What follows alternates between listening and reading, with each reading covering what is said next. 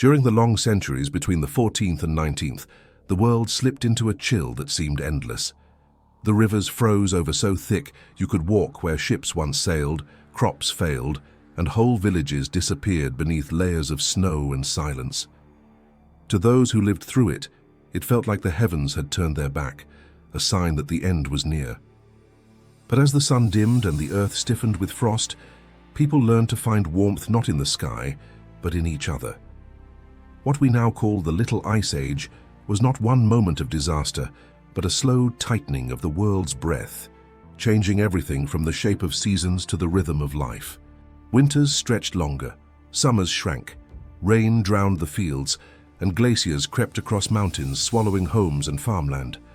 It only took a drop or two in temperature to tip the balance, but in a world bound to the soil, it was enough to unmake entire kingdoms. Chroniclers wrote of skies that held no warmth, of winds that cut like knives, of fruits that rotted on the vine and birds that vanished too soon. People, unsure of what had cursed them, turned to faith for answers. Monks filled their books with stories of a sun that forgot to rise, and priests declared that the cold was God's punishment. Barefoot processions wound through frozen streets, crosses raised high as voices trembled in the air.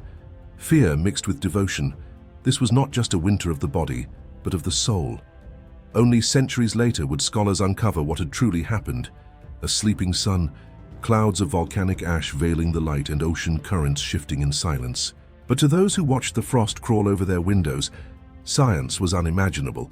The sky spoke not in data, but in warnings. The famine that followed was relentless. From 1315 to 1317, endless rain and bitter cold drowned Europe's crops. Grain spoiled in the fields, animals starved, and the price of bread soared beyond reach. In England, people chewed bark and grass to stay alive. In France, hunger turned villages into ghosts. The air carried the smell of damp earth and despair, and church bells tolled until their sound became part of daily life. It was said that sin had poisoned the weather. Still, people prayed, barefoot in the snow, hoping their repentance might bring the sun back. But the cold did not answer. Villages vanished beneath frost, and even the wealthy found their gold useless when the soil itself refused to yield. Yet amid the despair, people found strange ways to endure. When rivers froze solid, they built markets upon the ice. London's Thames became a carnival of survival, bonfires, jugglers, skaters, and stalls selling hot ale and roasted nuts. What began as a curse became a celebration. Across Europe, frozen fairs turned fear into laughter, if only for a day.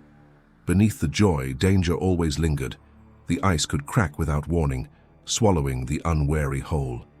Still, people returned each winter, determined to dance above the cold that threatened them. In those fleeting moments, the human spirit burned brighter than ever. To survive, people reinvented their lives. They built homes closer to the earth with low roofs and thick walls, trapping every bit of warmth. Families huddled together by a single fire, and even livestock were brought indoors to keep the air alive. Cities dug deeper canals and stored salted meat and dried fish for the endless winters. The wool trade flourished. Warmth became a currency. Out of necessity came invention. Better chimneys, tighter homes, shared fires. In hardship, compassion grew stronger. The cold that once divided became the force that united. Art and faith changed too. Painters replaced the gold and red of summer with shades of silver, grey, and white. The world's palette turned cold, but its meaning deepened. In churches darkened by frost, hymns grew mournful and patient. Preachers spoke of endurance as holiness, of the frozen earth as a test of the soul. Monks wrote chants that echoed the wind's rhythm through their cloisters. The age of ice gave birth to a quiet kind of beauty, a reverence for simplicity, for survival, for the fragile joy of being alive. As the years passed, entire families began to migrate, abandoning frozen lands for milder valleys. They carried memories and customs with them, songs, stories, and faith. Their footprints became the map of a changing world. The ice redrew civilization, not with armies but with silence. Even far away in China, Japan, and the Middle East, the cold reached across mountains and deserts. Rivers froze in Beijing, rice fields failed in Japan, and snow fell on Damascus minarets. The same chill touched every corner of the earth, reminding all that nature's power bowed to no crown, no creed, no empire. And yet, even as it starved and scattered them, the cold taught humanity something lasting. It stripped away luxury and pride and left behind what truly mattered: community, mercy, and endurance. In monasteries, monks preserved the words that would rebuild knowledge. In cottages, mothers whispered stories to keep children calm as the wind screamed through the cracks. Through centuries of frost, people learned that survival wasn't born of strength alone. It was born of kindness. The Little Ice Age shaped revolutions and reshaped empires.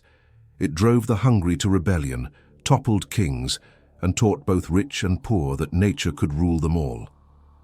When the frost finally loosened its grip, the world that emerged was changed forever, wiser, humbler, and bound by a quiet truth. Humanity survives not by conquering the earth, but by enduring it together, with hearts that still find warmth when the sun refuses to shine. As the centuries of cold dragged on, humanity began to transform beneath the frost. The endless winters tested not only the body but the soul, forcing people to redefine what it meant to survive.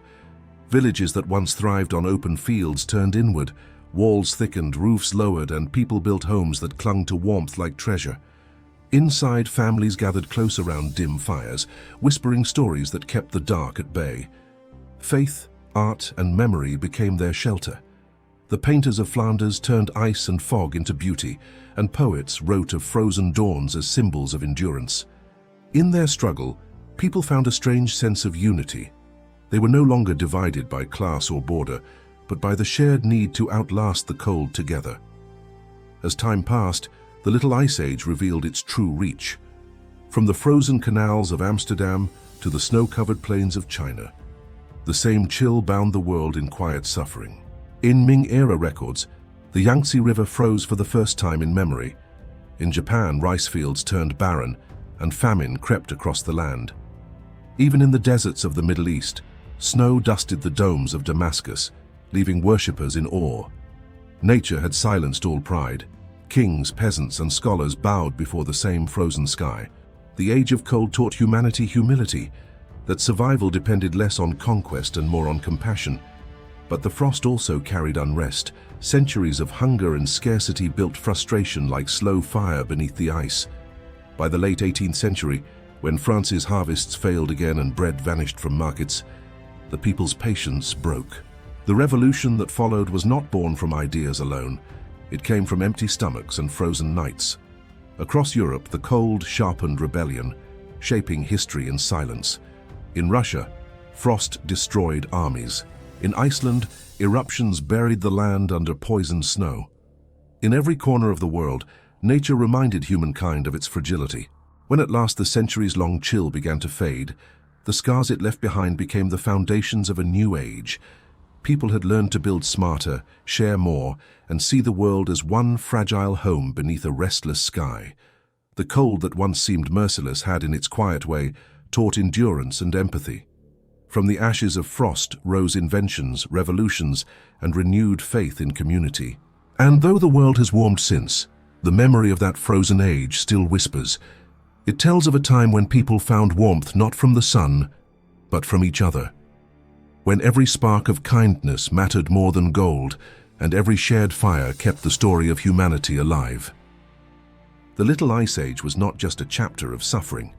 It was a test that revealed what truly keeps us alive: connection, compassion, and the will to hold on, even when the world turns cold.